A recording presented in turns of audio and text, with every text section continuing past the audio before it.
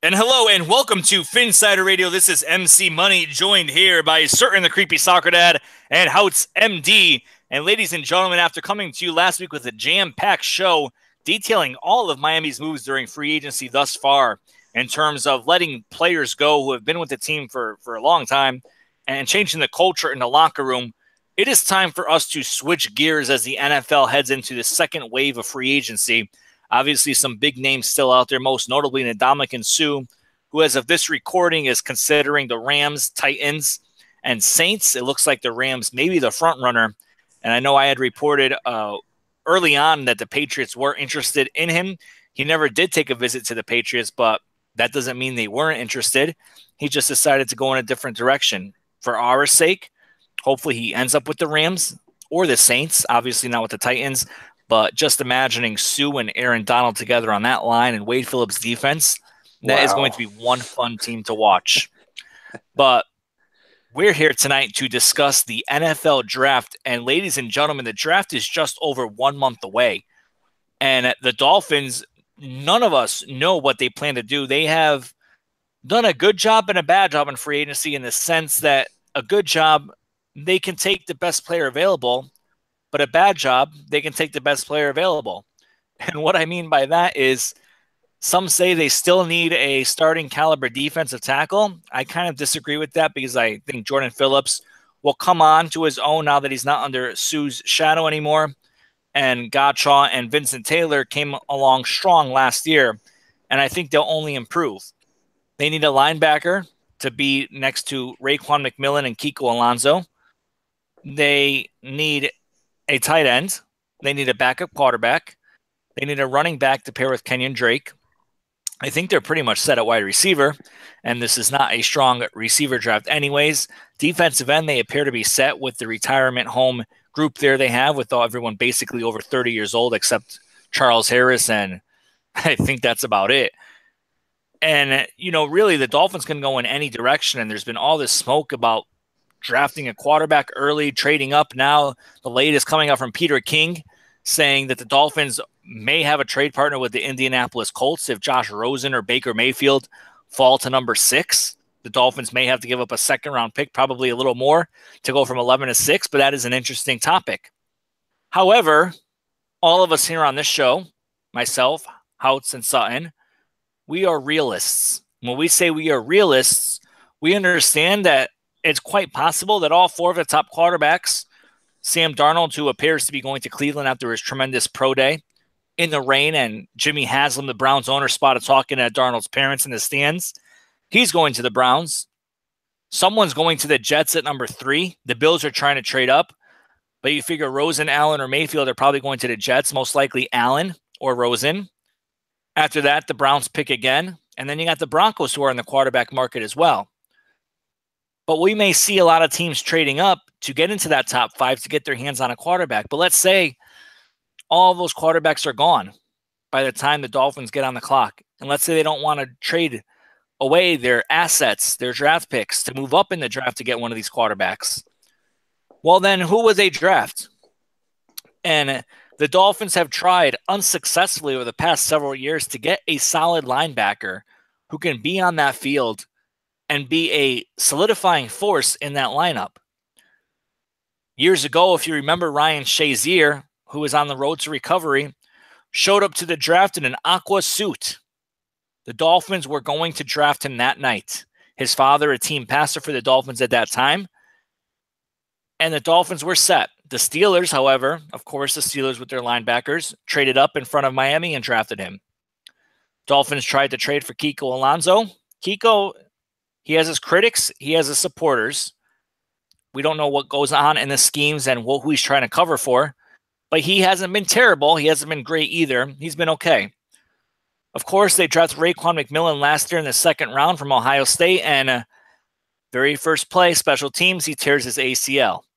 So the Dolphins have not had very good luck at the linebacker position. But this year's draft, they have a chance to change all of that because there are 3 good linebackers who they can realistically take in the 1st round, 2 very much at number 11, 1 they could probably trade down a few picks and still get their man. And that is Roquan Smith, Tremaine Edmonds, and Leighton Vander Esch. And we're going to talk about all three. And the two most popular ones, obviously, Roquan Smith and Tremaine Edmunds. Sutton Edmunds from Virginia Tech, 19 years old, young, powerful, a little raw. What have you seen on Edmunds based on your studies? Well, first of all, 19 years old, you don't see these young 6'5", 250, just incredible specimens come into the draft all that often. So you just look at the guy and you even see room for growth, even from a 6'5", 250 standpoint. So he's got a great frame and he's got great range. The name might sound familiar to some old farts like us because his daddy, Farrell Edmunds, was drafted in the 1988 draft in the third round by us.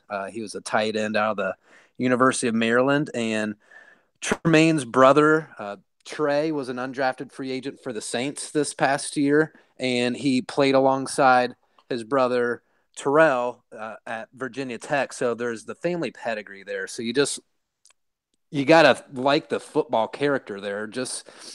And we can just infer it because of how many Edmunds players play football. It's got to be something that's really important to them. So I think you have to like him from that standpoint too, that he's got to have great football character and he's got to love football.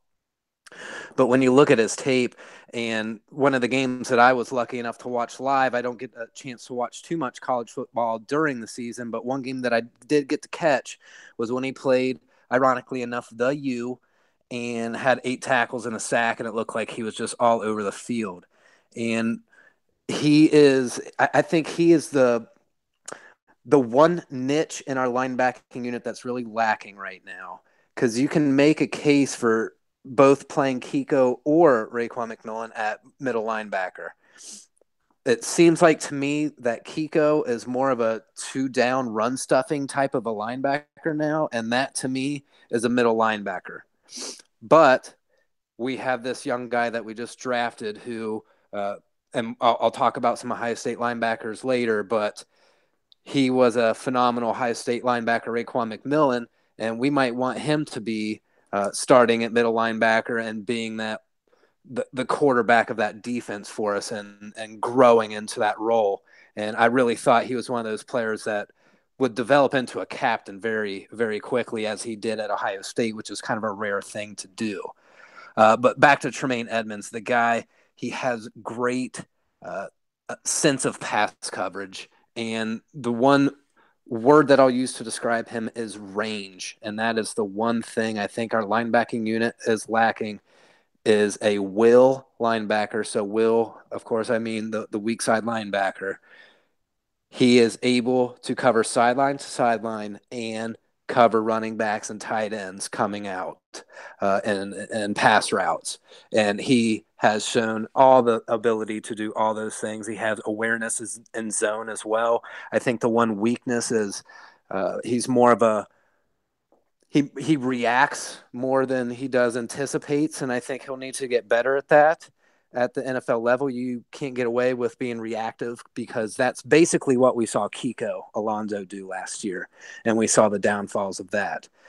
So he's going to have to improve in that sense, but I don't think it's impossible to overcome that, because, again, he's 19 years old. He's going to be under the tutelage of professional coaches that are hopefully going to squeeze every drop of talent that this guy has. But you just don't see too many 6'5", 250 linebackers with range, with speed, with high football character come along too often with the family pedigree that they have.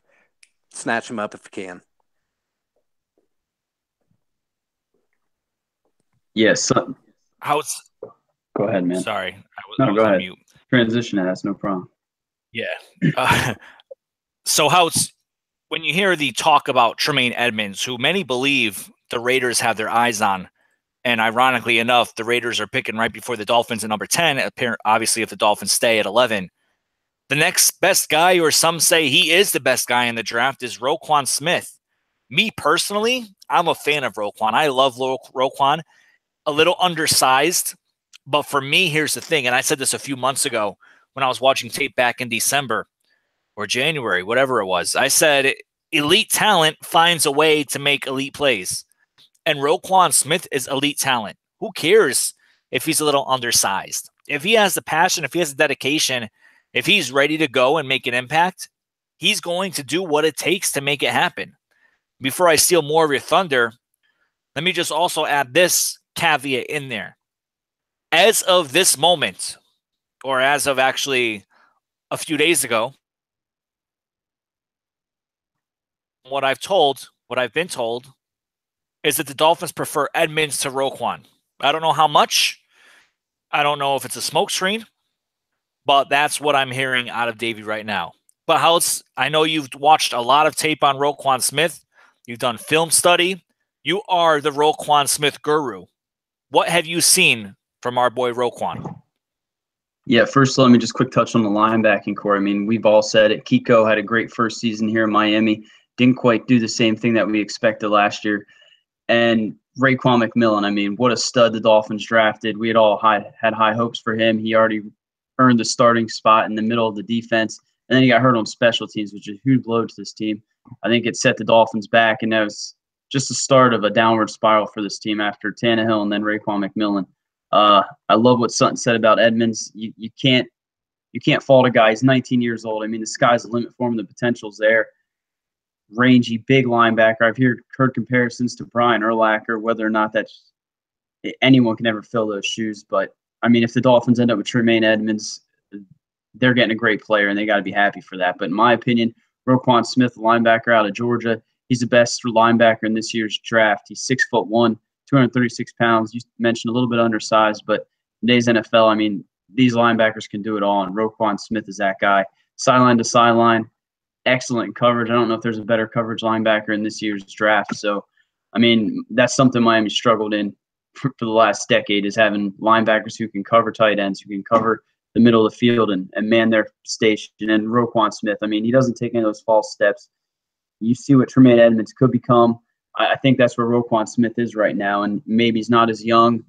Maybe he's not that flashy name that some people tend to hear right now. But I think Roquan Smith's the best backer in this class. I've watched some tape over the last few days on him. And, I mean, he gets to the quarterback. He stays in his lane. I mean, he can do it all. He's great against the run, finds a way to hit those holes and make those tackles. And then he drops back in coverage like no linebacker I've seen in Miami for quite some time. And we know how important that is with the division Miami plays in. So the biggest thing for me is believing whether or not he's going to last to 11, because I think some teams are going to go after him, and whether or not teams believe Edmonds is their guy, like you said, with Oakland and some of those other teams, maybe San Francisco with Reuben Foster being out. But I think Roquan Smith might still be the first linebacker taken, despite what you see in Tremaine Edmonds, and rightfully so. For me, if he comes in there, Kiko, Raekwon McMillan, Roquan Smith, I mean, Kiko wasn't great last year, but even Kiko playing average and being the run stopper that he is, I mean, that's one of the best linebacking cores in the NFL, in my opinion. So Miami struggled against the run. They struggled in coverage against the tight ends and covering the middle of the field. There's no better way to get better than to get Roquan Smith. And I know Matt Burke was at the pro day today. There was video out there, Bill Belichick, doing snaps there. I think Roquan Smith even knocked the dude holding the bag on his ass. But then you saw Matt Burke there in the corner of the screen. He was chatting it up with Todd Bowles. And, I mean, this is a guy that I believe Miami has interest in. I don't know if the Tremaine Edmonds rumors are true. I know Matt's got sources, and who knows? It could be a smokescreen like most things this time of the year. But at the end of the day, if the Dolphins can land Roquan Smith, which, again, is a huge question mark there if he falls to 11, because I don't think there's 10 better players ahead of him in this draft. So, for me, if he's there at 11, if it comes down to him or Edmonds, in my opinion, I'm going Roquan Smith. But it wouldn't hurt to have either of those players in Miami. And another guy that is flying completely under the radar, at least to the media, because Roquan and Tremaine are obviously dominating the conversation right now. But Leighton Vander Esch from Boise State, a redshirt junior, 6'4", 240 pounds. His comps are fantastic. He was ranked number 1 in run stop percentage by Pro Football Focus out of all draft eligible linebackers this year. Now, there are some weaknesses on Vander Esch, and I'll cover those first before going into his strengths. But This past year was his first year starting, a full-time starter. He had done spot duty the 2 years before that. And sometimes he can get out of position in the run game, trying to run around blocks rather than taking them on. But again, ironically, he is a very good run defender. But you'll get those weaknesses here and there during the course of a play. Vander Esch is very instinctive, which we know Adam Gase loves, and Matt Burke does too. They've said it multiple times in their press conferences. They want guys who have great football instincts. And every draft analyst basically will tell you the same thing about Vander Esch. He has amazing instincts. Where he gets in trouble is he is not as athletic as Tremaine Edmunds and Roquan Smith. And that's where he runs into trouble a little bit. He can make the plays. His coverage, his pass defense coverage is great. The Dolphins need that very bad. But his lack of elite athleticism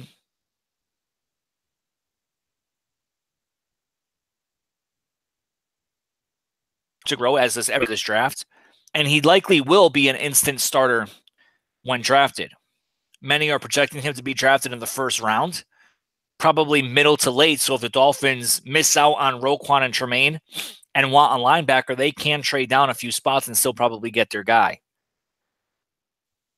He plays with strength, power, and explosiveness. Great change of direction and good body control, which we know sometimes lacks with Kiko Alonso in terms of running up towards the line of scrimmage and not being able to turn around quickly enough to get back into coverage. One of Vander Esch's biggest strengths, besides being a solid all-around player, is he is a very effective blitzer. He has good awareness, and he hardly ever takes a bad angle to the play. He is the definition of a textbook linebacker. You know what you're going to get with Vander Esch. You know what he's going to do, and he knows what he's going to do. When you look at what the Dolphins did this offseason with their wide receiver core, getting Amendola and Albert Wilson in there, smart football players who know what they're doing all the time. And that's really what Adam Gase wants. Now, when you compare him to Edmunds and Smith, that's where you start getting into a little trouble. For me, I mean, you can't pass up on Edmunds and Smith to go Vander Esch, but Vander Esch is one hell of a consolation prize if you don't get those two. The good thing about Vander Esch is he can either play in the middle, or like Sutton said, we need a will on the Miami Dolphins. He can play that too. And he can play a 3-4, the inside linebacker position. It's going to be interesting to see where he ends up and if he ends up in the right defensive scheme. But, you know, for a comp, I don't want to compare him to someone like J.J. Watt because they're two different positions. But J.J. Watt is a guy, and I'm not saying he's as explosive as J.J. Watt because he's not. What I'm saying is J.J. Watt does things by the book. Doesn't do a lot of freelancing. Everyone knows what they're going to get when J.J. Watt steps on the field. You know what you're going to get when Leighton Vander Esch steps on the field. And for me, I think that is appealing to the Miami Dolphins because that's ultimately what they want to get on their team. Now, if the Dolphins don't get any of these guys in round one, or they decide, let's go get a quarterback in round one, or a defensive tackle, or let's say Derwin James falls to them and they decide to go that route, there are other linebackers in the draft the Dolphins could possibly have their eyes on. And Sutton, for you, you mentioned Jerome Baker and Dante Booker in our previous chats. So why don't you just touch on those guys for a few minutes? Absolutely. And just for everyone listening, you know, the sexy talk about the draft is in the first round, but we all know that a lot of things can happen on day 2 and day 3 of the draft. Very important things. So it's important to look beyond some of the top names because as Houts and MC Money has said earlier in the show, there's so much misinformation smoke screens out there that we could be so far off even what position they're looking at going at 11. So it's not necessarily linebacker here. We happen to have a this is probably one of the stronger needs that the Dolphins have. So it's sensible to think that this would be the route that we go. But again, we don't know. So they could go any direction. But again, I'm operating under the assumption with the linebacker group that our pass coverage is the weakness, which I think that is a evident fact to anybody that watched this linebacker unit last year. So I'm looking at 2 Ohio State guys that I know well, guys that I've watched day in and day out, and it's Dante Booker and Jerome Baker. Dante Booker offers a little bit more size, but he has a little bit more of a checkered medical history. He had a pretty major knee injury in 2016, then had a concussion last year. Probably a little bit more athletic and a little bit more of a NFL linebacker in terms of size and speed.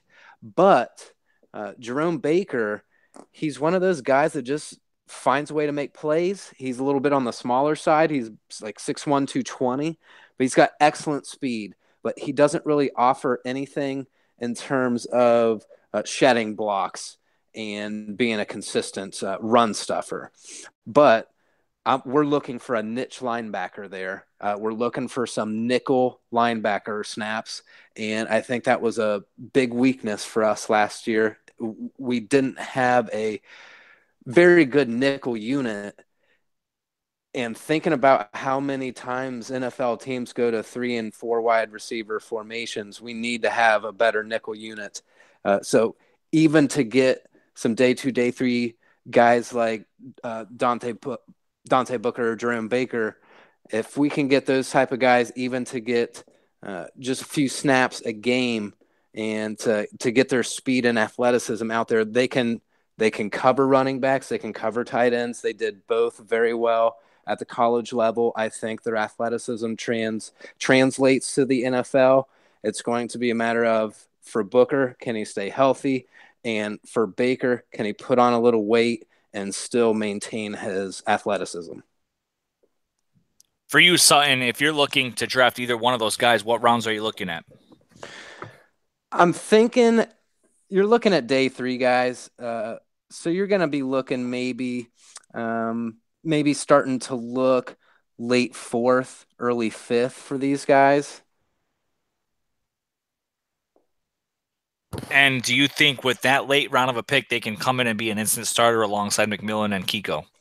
No, I don't. And I don't think that's what we'd be looking for here. I think it would be lucky and fortunate, and obviously I would welcome it if it did happen that way. But I think what's going to happen is it's going to take probably a year of seasoning for these guys. But I do think that they can contribute some snaps as rookies, especially in special teams. I could see both those guys. And I know most of you probably just threw up in your mouth talking about Ohio State linebacker playing special teams, but I think both those guys could do it pretty well. They're both very athletic, could be really solid contributors in that sense. So, and we've seen this career path carved out for a lot of young NFL players is to get your feet into special teams and to become a known commodity there. And then from there, earn that roster spot, be able to serve as depth, and then take those windows of opportunity to show the coaches that you can play consistently at a high level. So for me, Sutton, and I'm going to jump to Houts now, but for me, I need someone who's going to start right away. I'm not confident in anyone on the current roster that could jump into the linebacker spot and be a starter alongside Kiko and Raekwon. We saw what happened last year when trying to spot fill and Kiko trying to overcompensate for everything else. So Houts, you tell me why your boy Sky Moore would be able to come in and start right away and be an impact player for the Dolphins. Yeah, great points there by Sutton. Another Ohio State linebacker I just want to throw out there, Chris Worley. He's talented. He's a guy that I think, like those other ones that Sutton mentioned, would come in, could have a role in special teams and kind of work their way into the starting lineup. But for me, Sky Moore, I think he's a complete all-around linebacker.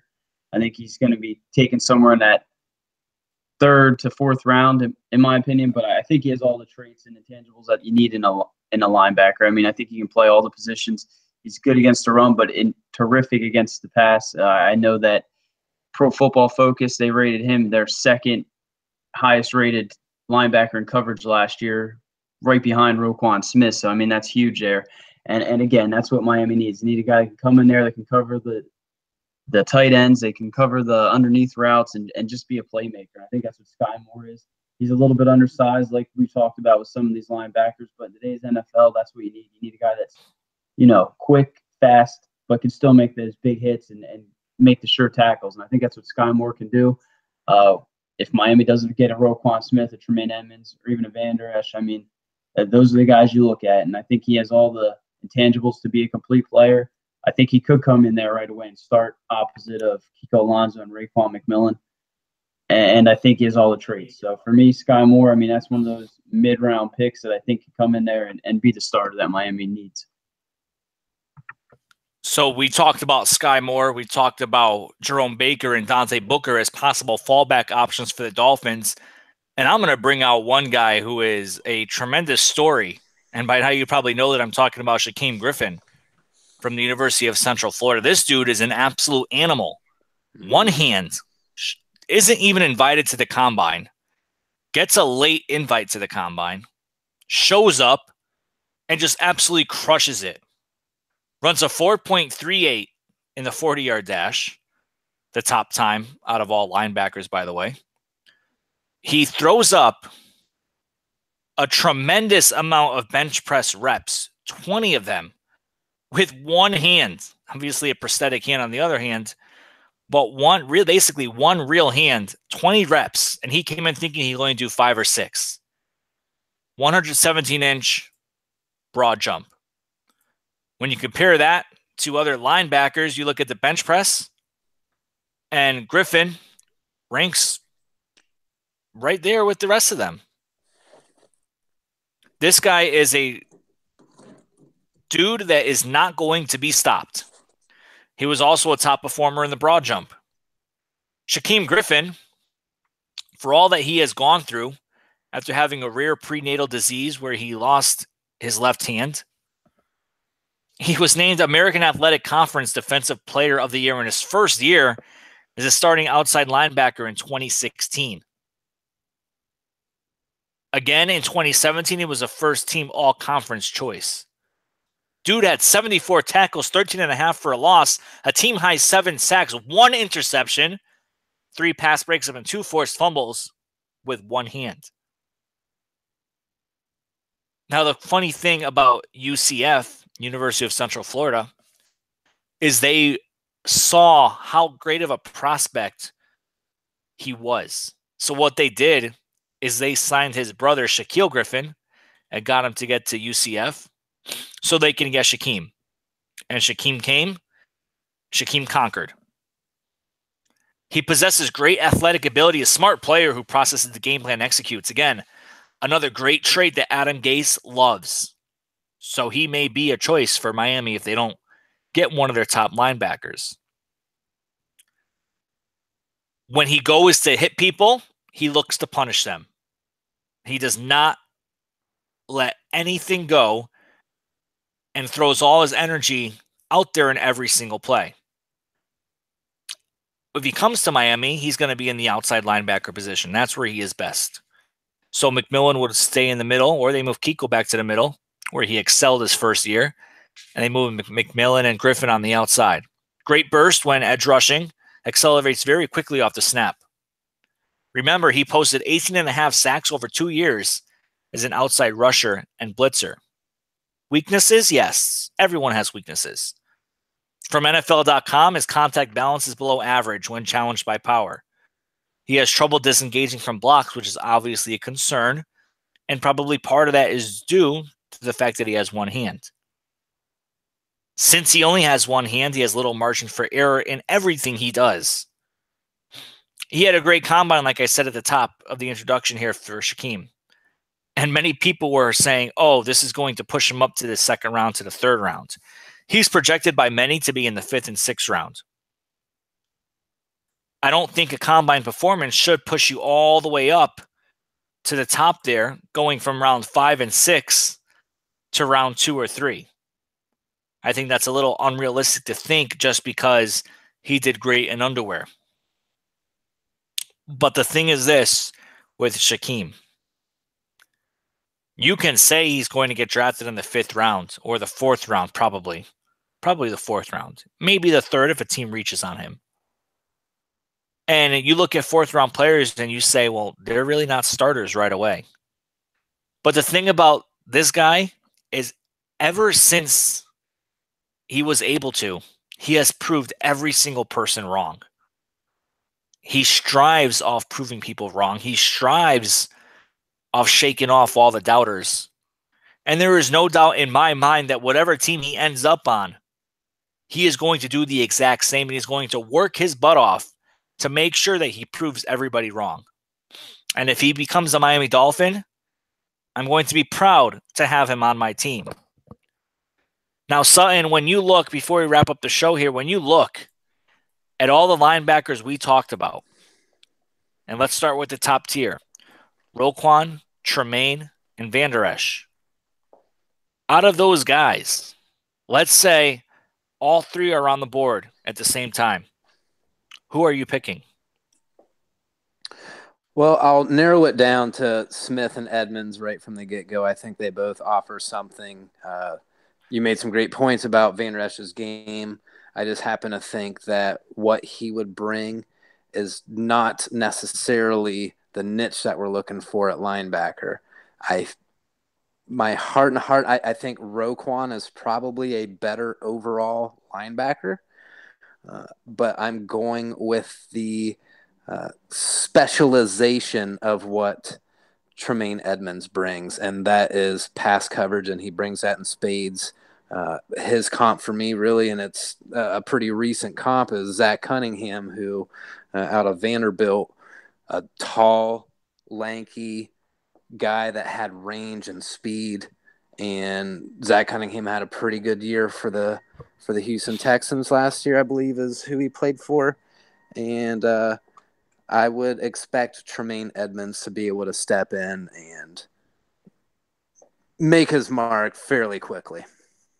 For me, I'm going to go with Roquan. I'm not going to go with Tremaine Edmonds for the simple fact that Tremaine, I think, is a little raw to be picked that high and to expect him to come in and produce at a high level right away. The thing about Tremaine is he reacts more than he plays with instinct. And I feel like you cannot get away with that in the NFL. He's a very tall player too, and you don't see many tall linebackers in the NFL. He needs to develop a little bit. He is raw, especially when it comes down to stopping the run and rushing the passer. Definitely a lot of upside, very high ceiling, but I also feel that he has a very low floor as well just because he is so raw. When you give a guy to me like Roquan Smith, I feel that someone who plays with instincts and someone who reacts very well, and yes, undersized a little bit, okay, but someone who is going to play his heart out every single play, that's the kind of guy that I want. Someone who is very productive. He is a 3-down linebacker and someone who's going to be able to jump right into the middle spot or the outside spot. But the biggest thing is his versatility, where he can play all 3 positions if he absolutely needs to. Any further thoughts from you, Sutton, on that? No, it seems like I'm going to be outnumbered here, but I'm going to stick with my guns here and say that Tremaine Edmonds would be a better investment for the Dolphins. Yes, I think he is raw. That doesn't mean that he won't be able to come in and produce the way we want him to. That doesn't mean that he be even an every down linebacker, because we see how many times 2 linebackers are on the field. But I think eventually long term, when you see Tremaine Edmonds at his plateau, his ceiling, I think it's going to be higher than Roquan's. All right, we'll have to agree to disagree there. Now let's move on to the middle tier that we all talked about: Jerome Baker, Dante Booker, Sky Moore, and Shaquem Griffin. For you, you talked about Baker and Booker, but you heard Houts and I talk about Moore and Griffin. For you, let's say they don't get any of those 3. Who are you taking there? Now, if we're looking at that late 4th, early 5th, like I thought my Ohio State guys are going, I'm going to go ahead and draft Shaquem Griffin. And there's, for the very reason that you said, I can't doubt this guy. And I think he's going to shatter any barriers that are on him in the NFL. He'll do whatever he has to do. He'll play special teams. But I think he would be an excellent fit for us. And I think he would be a great addition to the locker room. For all accounts and purposes, from what I've heard, this dude just eats and breathes football. We need those kind of guys from a leadership standpoint. And I don't know if you guys saw the story today, and we don't really know if it's Jarvis Landry or Mike Pouncey, but there is something that came out that said that some of the leadership wasn't well received because it just seemed like they were yelling at players the whole time. So I think we're leaning towards more of a let's work by example, not with yelling and loud noises. So hopefully this work by example sort of thing will work to Shaquem Griffin, and we'll get him in the fold here in Davie. For me, all those guys that we talked about are decent players. Obviously, none are going to come in right away and make a huge impact, although you really want to see that happen. When you look at Sky Moore, Jerome Baker, Shaquem Griffin, and Dante Booker, the thing about Jerome Baker is he is small. He's not overly instinctive. And for me, I needed an every down linebacker that's going to come in and start. Dante Booker, above average size, but he has a injury rap sheet already. 2016, missed all but one game with a knee injury that still needs to be checked out. Had a concussion in 2017. He needs to bulk up so he can go up against NFL linemen. Sky Moore, I think that may be who I'm leaning towards. He's quick, fast, and athletic, very good in coverage, good zone player, which Dolphins like to mix up from time to time, good at eluding blocks. He doesn't have much room to grow as a person in terms of size. He struggles to take on and shed blocks, much like Shaquem Griffin, and he can't play at or near the line of scrimmage. So when you're talking about stopping the run on important downs, he may need to come off the field. But he is a hybrid linebacker, which the Dolphins very much like. Matt Burke talked about it at his season-ending press conference, the need to get a hybrid linebacker in there. He plays best in space. But again, he's not an every-down player, so that makes me flip my switch right now internally to Shaquem Griffin. Now, there are other players, too, that we did not touch on, such as Rashaan Evans from Alabama, Darius Leonard from South Carolina State, Christian Sam from Arizona State, Dorian O'Daniel from Clemson, Micah Kiser from Virginia, Malik Jefferson from Texas, who many thought would be one of the top linebackers coming into this draft. But for this purpose here, we're talking about these guys and what we would do with these guys. So like you, Sutton, and I hate to agree with you here, but I'm also going to go with Shaquem Griffin for the only real reason of that he is going to come in with a huge chip on his shoulder, and he is going to try his absolute best not to let anyone get in his way and stop him. Your thoughts? Yeah, I say no question. I wholeheartedly agree with you. You can't – you just – how can you see him failing? I just don't see it happening. The story seems written on the wall already. Now, I'm not saying the guy is going to be a Hall of Famer, All-Pro, or whatever, but I think he can be at least an average starting linebacker in the NFL. Now, we've been talking about, as you've heard, Jerome Baker, Dante Booker, Sky Moore, and Shaquem Griffin. Let's say the Dolphins don't get Roquan Smith, Tremaine Edmonds, and Leighton Vander Esch. Who are you picking out of that group of players that we talked about here on Phinsider Radio? Man, if they don't land them, I'm probably going with the Sky Moore that I discussed earlier. I mean, I think he can come and he can start. I think he's the perfect complement to what this team needs. I have no doubt that Raekwon McMillan can cover. We've seen that Kiko Alonso struggles with that, but both are great against the run. I think Sky Moore is all-around linebacker. He has similar traits to those guys that you may take in the first round. I don't think in any world that he's the same type of talent. I think some of those guys are going to be Hall of Famers, maybe even Pro Bowl players. And I mean, at the end of the day, if the Dolphins can get any of those three in the first round, it'd be a hell of a get. But if they don't get them, like you mentioned, I'm going with Sky Moore. I think all the guys that we named would be great. Shaquem Griffin, I mean, the story's incredible. What he showed at the combine, I know he ran fast as hell. He showed that he could play, could make all the right moves. He could catch a football, which I know some people question. He had more reps than freaking Orlando Brown, one of the top offensive line prospects. So, I mean, I think Shaquem Griffin, he's going to have a hell of an NFL career. I think he's going to have his back against the wall, and he's going to continue to fight. So, I mean, if you can't get Sky Moore, I think Shaquem Griffin, he's the next guy there for me. And at the end of the day, any of those guys would be improvements to what Miami currently has, in my opinion. Now, I told Sutton that I'm going Roquan Smith. Sutton told me he's going Tremaine Edmonds. For you, if all three guys are on the board, Smith, Edmonds, and Van Der Esch, pick number 11. Who are you taking if you're the Dolphins? Yeah, it's interesting you asked that. I don't know if you guys follow Rob Profit, breaking down film on Twitter. He's a good guy. He came out earlier today and said he talked to someone who mentioned what happens if Tremaine Edmonds, continues to grow and he ends up turning into like a defensive end or some guy that can play in the middle of a defensive line because, he just keeps getting bigger and stronger. And that's a good question. But at the end of the day, for me, Roquan Smith, he's everything that you kind of hope Tremaine Edmonds turns into. I think Edmonds is a hell of a talent. I think he's definitely to be considered there at 11. He's one of the top 15 players in this year's draft. But to me, Roquan Smith's a perfect all-around player, sideline to sideline, incredible in coverage, just as good against the run, doesn't take any missteps, bad angles.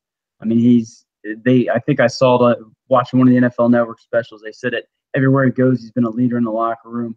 He turned around that Georgia program. I think they say he did it in the high school that he went to. So for me, at the end of the day, the Dolphins, they want football players in there. They want guys that are put the team before themselves, and I think that's what Roquan Smith is. So before you even look at his on the field, he's the perfect guy off the field. And then you have the talent that he is, hell of a player in coverage, does everything that you could ever ask for. So for me, I'm going Roquan Smith. I think currently he's the player that is most realistic to me for the Dolphins and the player that I want to see his name called most at pick 11. All right, so Sutton, you are in fact outnumbered there. Houts and I going Roquan Smith, Sutton going Tremaine Edmonds there. And of course, like I said, Leighton Van Der Esch, one hell of a consolation prize if the Dolphins do want to go linebacker in that first round. All right, so that's going to wrap it up for us here on Phinsider Radio this week. And we covered the linebacker crew. Obviously, we can't cover every single linebacker in the draft. We can only cover the ones that we personally like and think that the Dolphins may be interested in. Next week, we're going to take a look at the defensive tackles and talk about how some of them can possibly replace Ndamukong Suh. Or can the Dolphins use what they have and move on from defensive tackle in the upcoming NFL draft? We'll discuss all of that and more next week on Phinsider Radio, but we thank you for joining us this week. For Sutton, the Creepy Soccer Dad, and Houts MD, I am MC Money. Thank you for listening, and we'll talk to you next time. All right, Houts, what the fuck happened? I don't know, man. I had 13% battery life. I ran upstairs to get my charger, came down, and the fucking thing was black. And I'm like, you gotta be kidding me. God damn it. All right. Zach, you're not going to fire me? Is that an acceptable response? Yeah, that is. All right. Yeah, I'm like, okay, I got plenty of time, and I ran upstairs. I mean, I don't know. It's a decent laptop. It's newer, but the fucking battery, I think, is just going in it because it was almost fully charged when I came down to do it. And then when I went up to charge it, when I realized it was dropping down, I'm like, you got to be fucking kidding me. That was black. Jesus. Stupid ass. You can throw. I made sure there was. I made sure there's no questions on the mailbag, and there wasn't. Yeah, I just checked. There was nothing. There was fucking nothing. That's because we don't even answer them when they do ask them, so they're kind of like, right? Guys. Fuck it, I don't want to answer their stupid questions. I will never do the podcast without my computer plugged in. I promise. All right. I have a baseball draft on Sunday. Oh, you poor bastard. Do you want to join the league? Geez. I don't know. I think I'd committed to one before, and I'm kind of regretting it already.